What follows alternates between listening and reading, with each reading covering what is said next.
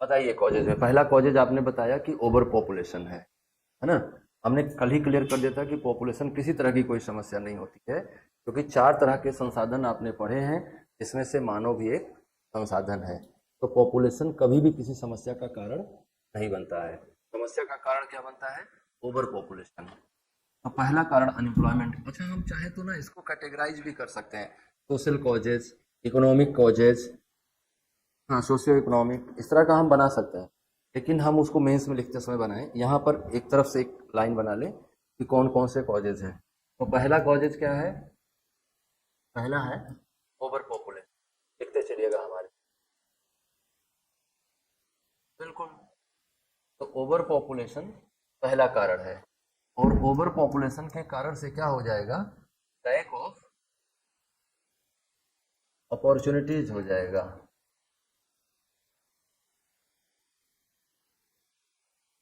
अवसर कम हो जाएंगे आपके सामने, हाँ, अवसरों के लिए भीड़ ज्यादा रहने लगेगी,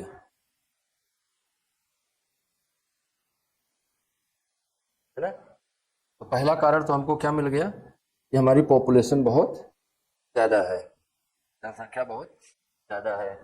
और इस जनसंख्या में जरा एक यहाँ पे कोने में एक कैटेगरी बनाइएगा।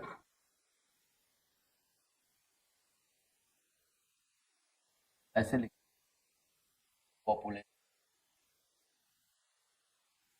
और उसको दो हिस्सों में। पहला क्या है? वर्किंग पॉपुलेशन,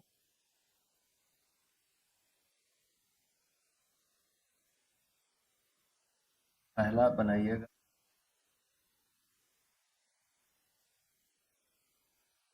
वर्किंग पॉपुलेशन, और दूसरा बनाइए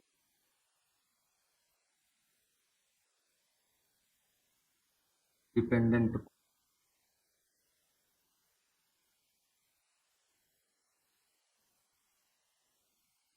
वर्किंग पॉपुलेशन है 15 से लेकर 59 वर्ष,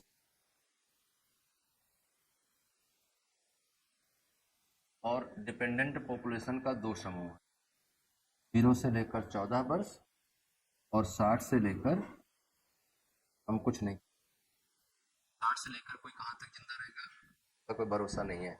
तो वो कैसा जनसंख्या का कौन सा हिस्सा है? आश्रित जनसंख्या है। अब समस्या क्या है कि ये इसको चाहिए एम्प्लॉयमेंट,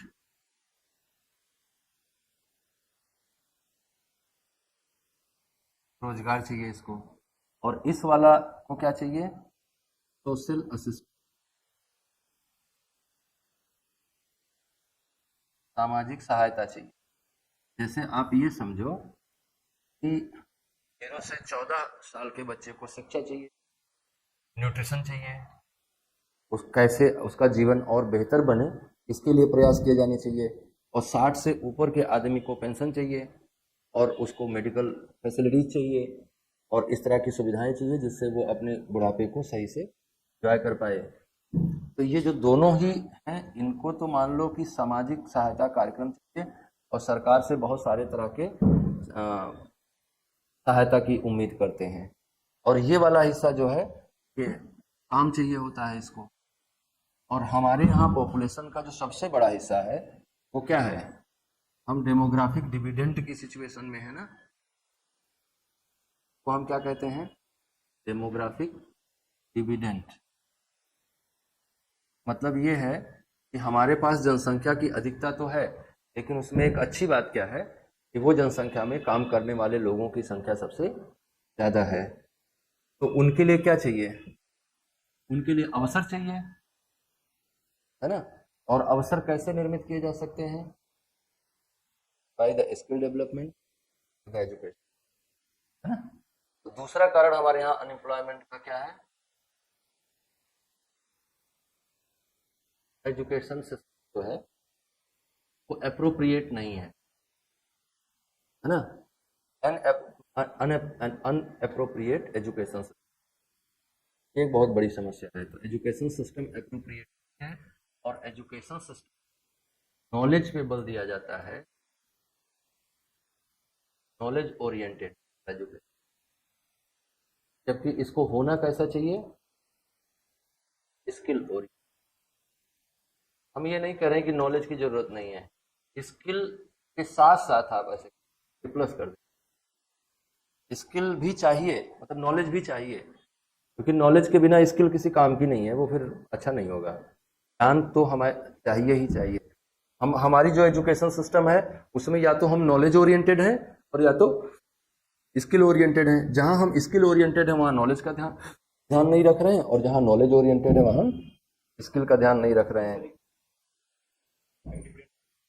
डेमोग्राफिक डिविडेंड का मतलब है कि हमारे पास कार्यशील जनसंख्या का संख्या ज्यादा है। वर्किंग डिविडेंड का मतलब होता है लाभांश ना, तो आपको लाभ मिला है, जनसंख्या बड़ा हो, जनसंख्या का ज्यादा होना, देखिए हम हर बार उसको बुराई की तरह लेते हैं ना। ओवर पॉपुलेशन हर बार किस तरह से लिया जाता है, एक समस्या की तरह से लिया जाता है, लेकिन उसके ज्यादा होने के कुछ फायदे भी हैं। फायदे क्या हैं कि आपके यहाँ वर्किंग पॉपुलेशन दुनिया में सबसे ज्यादा है, आप दुनिया के सबसे यंग नेशन है, और उसमें भी बिहार दुनिया का सबसे यंग स्टेट है, यंगेस्ट स्टेट है, तो आप दुनिया के सबसे युवा राष्ट्र हैं।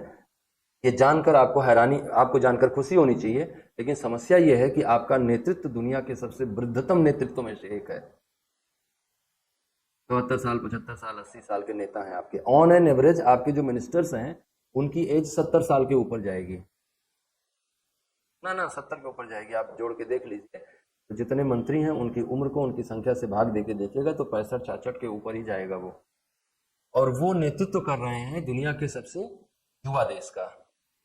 तो कैसे युवाओं के बारे में वो सोच पाएंगे? वो खुद ही खराब है, उनके घुटने खुद ही खराब है, उनकी बुद्धि, उनके मुंह से कब क्या निकलेगा भरोसा नहीं है, जुबान पे नियंत्रण नहीं है, क्या वो नेतृत्व?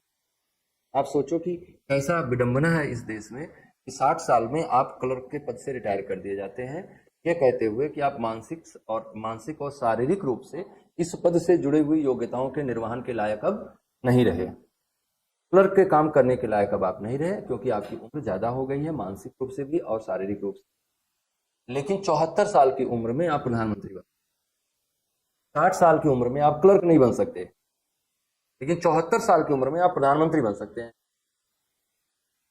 73 साल में आप मुख्यमंत्री बन सकते हैं, 60 साल में आप क्लर्क नहीं हो सकते। कैसा गंध वाला व्यवस्था आपने बनाई है, कितना कितना आलोचना वाली व्यवस्था आपने बनाई है, कितनी गंदी व्यवस्था आपने बनाई है ना? कोई नहीं बोलने वाला है इन सब बातों, बोलेगा वो मार खाएगा। तो ये ठीक बात तो है नहीं, हमको लगता है। तो डेमोग्राफिक डिविडेंड का मतलब समझ में आया कि हम डेमोग्राफिक डिविडेंड में तो है, लेकिन लीडरशिप इतनी बुरी है कि वो इस आ जाओ, अच्छा, तो हमारा लीडरशिप इतनी बूढ़ी है कि हम जो है नहीं उसको कुछ कर पा रहे हैं। आप लोग थोड़ा पढ़िए।